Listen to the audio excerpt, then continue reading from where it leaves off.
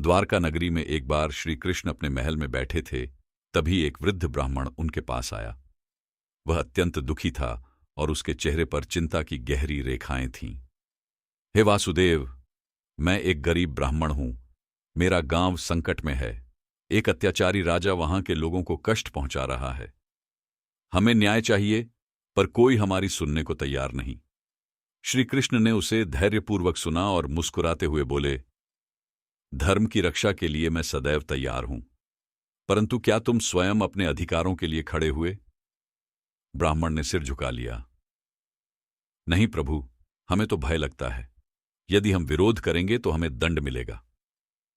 श्री कृष्ण बोले, धर्म और सत्य की राह पर चलने वालों को कई बाधाओं का सामना करना पड़ता है, लेकिन अगर मन में निष्ठा और साहस हो तो जीत अवश्य होती है। फिर श्री कृष्ण ने अर्जुन को बुलाया और कहा, अर्जुन, चलो इस ब्राह्मण के गांव चलकर देखें कि वहां क्या हो रहा है।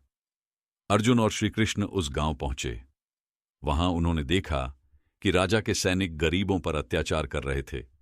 श्री कृष्ण ने अपनी दिव्य दृष्टि से राजा को बुलवाया और बोले, हे राजा, जो शक्ति तुम्हें प्रजा की रक्षा के लिए दी गई थी, उसी से तुम उन्हें कष्ट पहुंचा रहे हो। यह अधर्म है और अधर्म का अंत निश्चित है। राजा ने पहले तो श्री कृष्ण की बात को हल्के में लिया, परंतु जब श्री कृष्ण ने सुदर्शन चक्र प्रकट किया तो राजा कांप उठा और क्षमा मांगने लगा।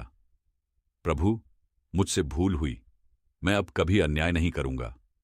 श्री कृष्ण ने उसे क्षमा करते हुए कहा, राजा वही होता है जो प्रजा के हित में कार्य करे।